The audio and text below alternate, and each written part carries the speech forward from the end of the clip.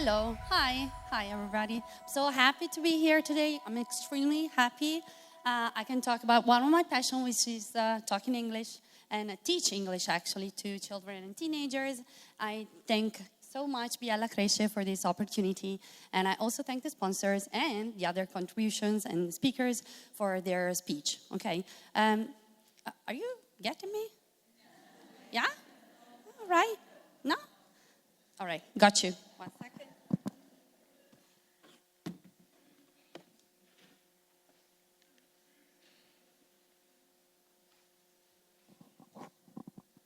All right, so what's this? Is it a banana or a kiwi or what's this? Apple. Apple. Can you say apple? Good. Good.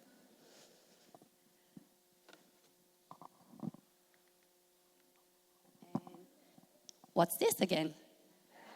Right? And what color is this? Is it blue? No, right? It's not blue. Is it orange? No, it's not even orange. So what color is it? Giallo, yellow, right, very good, very good. Now we got another apple here.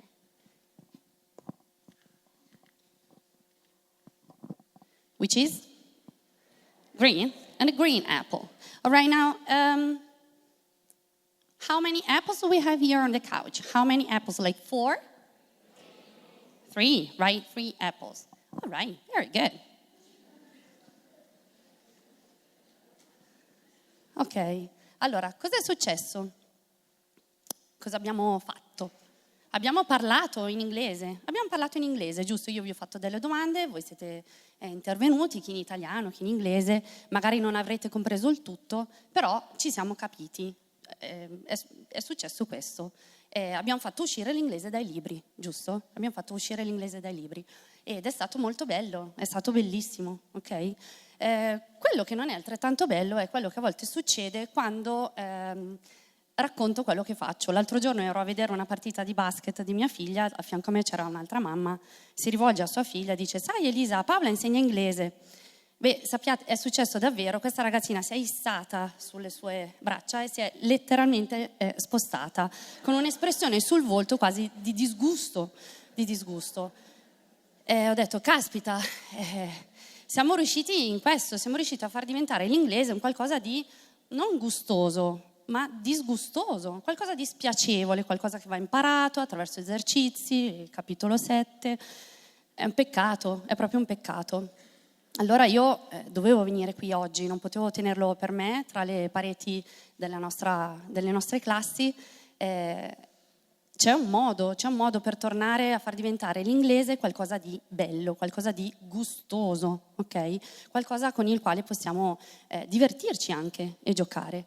Ma per fare ciò dobbiamo partire da questa frase, che poi altro non è che quello che dice Biella Cresce. Prima impariamo e poi applichiamo, ok? So insight must precede application, quindi la comprensione di un qualcosa deve precedere l'applicazione. Noi prima impariamo come funzioniamo, impariamo un qualcosa, in questo caso appunto come si può insegnare l'inglese e poi dopo lo portiamo in classe. A volte succede il contrario, veniamo scaraventate in classe, la coordinatrice mi ha dato da fare inglese come materia, caspita io non lo volevo, invece mi tocca. Ne ho sentite tante di queste frasi anche parlando con voi. Per fare questo dobbiamo farci aiutare da Chomsky. Chomsky è un linguista che per primo negli anni 60 ha teorizzato l'esistenza di questo LAD, Language Acquisition Device. Cosa dice Chomsky? Chomsky dice che è come se fossimo tutti noi, riguarda proprio tutti noi, popolazioni, culture diverse di tutto il mondo. È come se fossimo dotati di un enorme calcolatore, un enorme computer che in un modo estremamente raffinato riesce a discernere ciò che è giusto da ciò che è sbagliato. Come avviene questo? Semplicemente incamerando centinaia e centinaia di dati e con un meccanismo di ipotesi, tentativo e poi errore o conferma trattiene ciò che è dato valido e scarta, discrimina ciò che è dato non valido. Per fare un esempio, Un bambino, già nella pancia della mamma, perché ricordiamo che l'udito è il primo dei sensi a svilupparsi, ma poi successivamente, una volta nato, quando prova a parlare, capisce che può dire una cosa giusta piuttosto che una cosa sbagliata, no? Un esempio potrebbe essere anche un bambino che, possiamo dire, non ha bisogno di arrivare alle elementari per capire che si dice la scatola è bella, ok? La scatola è bello, ok? Arriva alla scuola elementare e deve semplicemente simbolizzare attraverso la scrittura questa cosa, ma lui già lo sa. E perché lo sa? Perché attraverso l'AD, cioè questa sorta di software che poi è il nostro cervello, è il nostro corpo, anzi, perché l'apprendimento non riguarda solo il cervello, ma tutto il nostro corpo, tutti i nostri sensi sono coinvolti nell'apprendimento, anche dell'inglese, arriva a capire come funziona il sistema lingua. E quindi di nuovo non avrà bisogno di entrare in classe per capire che si dice la matita è corta piuttosto che la corta è matita, ok? Anche l'ordine, tutto ciò che è fonologia, morfologia, semantica, sintassi, è un qualcosa che il bambino già conosce nella propria lingua madre, prima che entri in classe, prima che entri a scuola, diciamo. E questo appunto avviene grazie all'AD. Dopo aver ascoltato, discriminato e scartato ciò che è sbagliato e trattenuto ciò che è giusto. Funzioniamo così, noi così impariamo nella nostra lingua madre.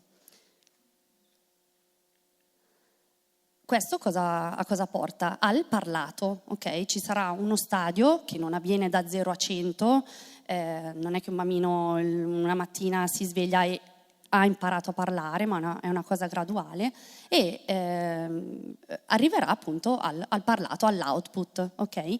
Questo avviene però con un input che è un input specifico, particolare, un input comprensivo. Vediamo di che tipo di input si tratta. Viene definito Mother Is da Krashen, che è un altro linguista, che ha fatto sue le teorie di Chomsky degli anni 60 e negli anni 70 ha sviluppato, ha teorizzato anzi questa capacità che abbiamo di apprendere la seconda lingua, l'ha definita Second Language Acquisition. Come funziona? Funziona attraverso una lingua mediata, ok? Il LAD, quello di cui parlavamo prima con Chomsky, il Language Acquisition Device, per funzionare nel nostro cervello ha bisogno di una lingua mediata, cioè una lingua che corrisponde a determinate caratteristiche. Innanzitutto è una lingua molto pragmatica. Spesso la mamma, quando si rivolge al bambino fin dai primi mesi di vita, ha un parlato molto semplice, molto chiaro, spesso interagisce con lui, è tutto in chiave dialogica, fa domande, ok? Hai preso l'orsacchiotto? Guarda, è sul letto, è lì, lo vedi l'orsacchiotto? Il bambino sicuramente sta registrando, fa sue quelle parole e poi le produce, le ripete. È una lingua, il Motherese, il mammese potremmo dire, estremamente particolare dal punto di vista fonologico, è una lingua che procede in modo molto più lento e ha dei picchi, delle esagerazioni di tono per risultare molto più semplice al bambino, perché l'obiettivo è quello di risultare estremamente comprensibile. Inoltre una caratteristica morfologica molto specifica, è molto chiara e soprattutto le frasi sono brevi, sono le frasi minime, soggetto, verbo, oggetto al massimo, ma di nuovo molto semplici. Non ci sarà, sicuramente la mamma non parla con principali, subordinate, anacoluti, eccetera. È una lingua molto, molto semplice. È cinestetica, questa lingua mediata è cinestetica, cioè si appoggia molto su ciò che verbale non è. Quindi tutto ciò che è gesto, mimica facciale, mimica corporea e uso magari anche di elementi che arricchiscono il contesto in quel momento. Se io devo parlare appunto dell'orsacchiotto, gli dico vuoi l'orsacchiotto e magari ce l'ho in mano in quel momento per fare un aggancio tra parola e idea e concetto, diciamo. Inoltre è una lingua che dal punto di vista semantico, di nuovo, si collega a tutta una serie di parole che il bambino conosce già, ok? Difficilmente una mamma o un papà parleranno al bambino di mare se questo bambino il mare non l'ha mai visto. Ci verrà più facile, più naturale farlo in un ambiente che contestualizza tutto questo.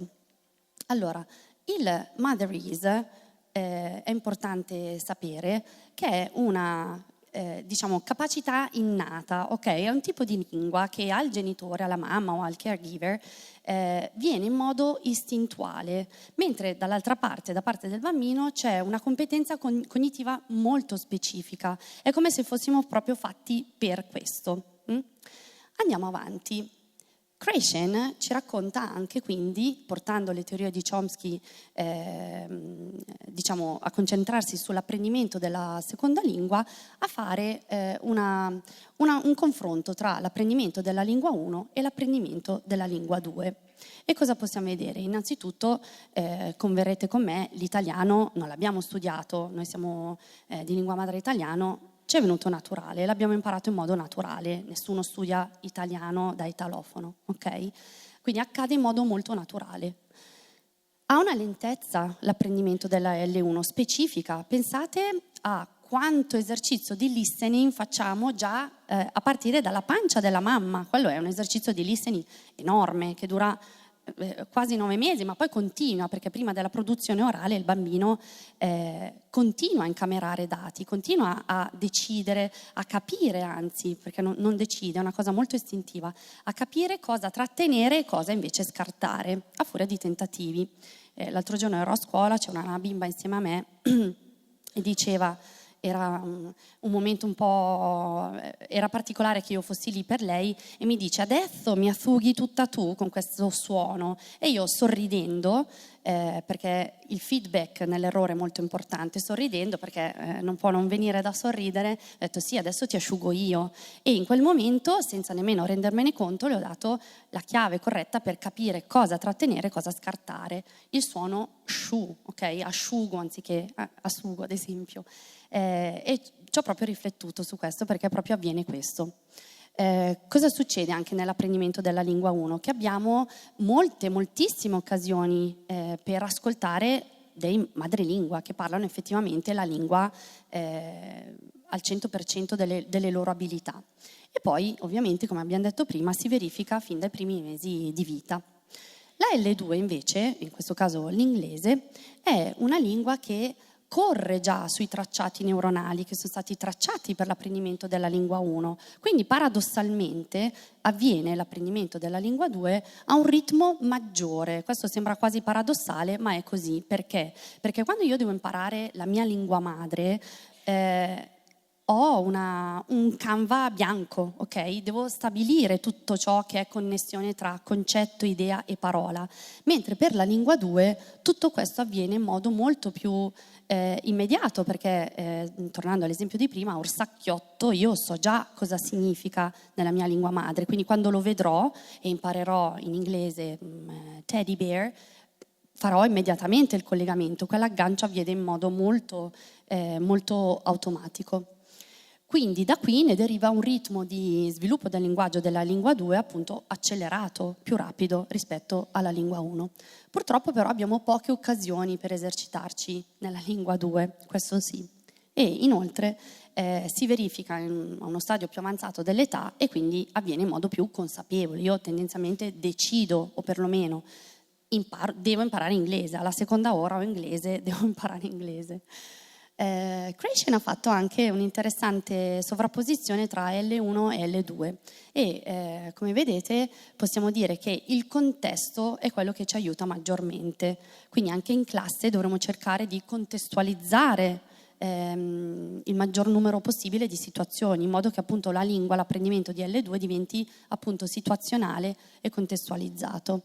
L'errore è fondamentale, il nostro LAD, il nostro software interno, quel calcolatore precisissimo che ci permette di imparare la nostra lingua 1 funziona proprio su base di errore, ok? Su base statistica. Quindi è fondamentale, come è anche fondamentale rispondere all'errore in modo positivo, ok? Per quanto c'è possibile. Di cosa hanno bisogno entrambe L1 e L2? di un periodo silente importantissimo. Anche qui è inutile, anzi non solo inutile, è ostacola l'apprendimento, è dannoso quasi esporre i nostri bambini, i nostri ragazzi a una scrittura, una lettura che risultano processi prematuri. Perché? Perché prima con l'apprendimento della nostra lingua madre, prima noi l'abbiamo incamerato, ascoltato per centinaia e centinaia di volte e poi dopo gradualmente siamo arrivati a parlare l'italiano. Stessa cosa avviene per l'inglese. È inutile fare scrivere esercizi, liste ai bambini se non hanno avuto una sufficiente fase silente. La fase silente è davvero fondamentale, ma perché è fondamentale anche per l'apprendimento della nostra lingua madre. E poi i livelli di sviluppo appunto hanno in comune, cioè anche qui è un apprendimento graduale. Io non è che da 0 a 100 imparo anche qui l'inglese. Mi fanno sorridere a volte i genitori: quali paroline hai imparato oggi? No, non funzioniamo così. Tenendo presente la frase iniziale, cioè insight must precede application, cioè la comprensione, come ci dice anche Biella Cresce, deve precedere l'applicazione, proviamo a fare una fotografia di quello che avviene in classe con l'insegnamento della lingua inglese. Allora, innanzitutto dobbiamo dire che in Italia purtroppo persiste questo modo molto formalizzato, con un focus eccessivo sulla grammatica per quanto riguarda l'insegnamento dell'inglese. Ma questo perché? Perché nessuno ci ha detto come si insegna inglese, ok? Non è diciamo colpa nostra, tra virgolette, però possiamo raccogliere questa sfida, possiamo provare a capire perché e perché. Il perché risiede anche in ragioni storiche e culturali. Noi pensiamo a questa cosa. Il latino, ad esempio, era l'ultima lingua che era sui nostri banchi di scuola fino a qualche decennio fa. Le messe venivano recitate in latino, ok? Quindi in Italia c'è questa tradizione storica, ma anche culturale, di far viaggiare in parallelo l'apprendimento delle lingue moderne, quindi l'inglese e il francese, su quelle che sono appunto le strade tracciate per l'apprendimento del latino. Quindi noi ci portiamo dietro questa cosa storicamente, tradizionalmente, e poi siccome nessuno ci ha insegnato come si fa, cosa facciamo? Prendiamo quello che ci hanno insegnato e lo portiamo in classe a nostra volta, reiterando di volta in volta un metodo che non è proprio efficace. Questo come avviene, come insegniamo l'inglese noi in Italia, con magari liste lunghe di parole, esercizi scritti, reading and comprehension, senza appunto aver avuto modo di aver fatto una fase di ascolto e silente importante e fondamentale. Adesso arriviamo a vedere come invece è necessario tornare a insegnare inglese, ok? L'inglese, abbiamo detto, deve essere un inglese mediato. Quello che portiamo noi in classe, i nostri bambini, i nostri ragazzi, deve essere un inglese mediato. Quindi dovremo tenere conto del nostro calcolatore, il nostro LAD, Language Acquisition Device, e anche di SLA, quindi Second Language Acquisition, ok? Per noi è una seconda lingua. Noi dovremo essere in grado di mediare questa lingua per i nostri ragazzi. E come? Avendo un approccio estremamente comunicativo. Io on purpose ho fatto apposta all'inizio a arrivare qui e parlare in inglese in un modo che magari non è stato estremamente comprensibile. Poi dopo ho usato i realia, cioè gli oggetti reali, e ho cercato di interagire con voi con domande logiche. Vi ho portato esattamente là dove volevo portarvi, ok? Volevo farvi dire quante mele, il colore, che cosa sono. Vi ho proprio guidato e voi mi avete seguito e ci siamo capiti. L'inglese come seconda lingua, l'inglese mediato, deve essere un inglese quindi che è molto caratterizzato da ripetizione e ripetitività, che non sono la stessa cosa. Deve essere un inglese appunto che fa uso di oggetti reali, sono fondamentali, sono proprio ci aiutano tantissimo. Dobbiamo usare anche molto la mimica facciale e la gestualità corporea, perché gli studi dicono che tra l'altro i primati nell'area di Broca, che è quella imputata all'apprendimento, al linguaggio, una parte considerevole è ancora dedicata al gesto, mentre negli esseri umani l'area di Broca appunto è quella imputata al linguaggio. Quindi questa cosa ci fa capire come gesto e linguaggio sono intrinsecamente profondamente legati, è per quello che funzionano bene i gesti. Dobbiamo creare contesto e situazionalità come dicevo prima, non possiamo parlare di stagioni se non abbiamo fatto prima un richiamo alle stagioni. Frase minima, importantissima, quindi dare sempre una frase minima con soggetto-verbo, non liste di parole, e un ascolto di qualità, che può essere fatto attraverso i contenuti che ormai online troviamo di frequente. E poi sarebbe l'ideale inserire l'inglese in routine scolastiche o attraverso giochi, ok? Per rendere la lingua comunque molto piacevole e gustosa, riferito all'inizio. E poi, cosa dire? Questo è quello che avviene quando impariamo una seconda lingua. Quando impariamo l'inglese, queste sono le reti neuronali che si legano. È troppo bello per non farlo accadere, ok? Proviamoci. Grazie.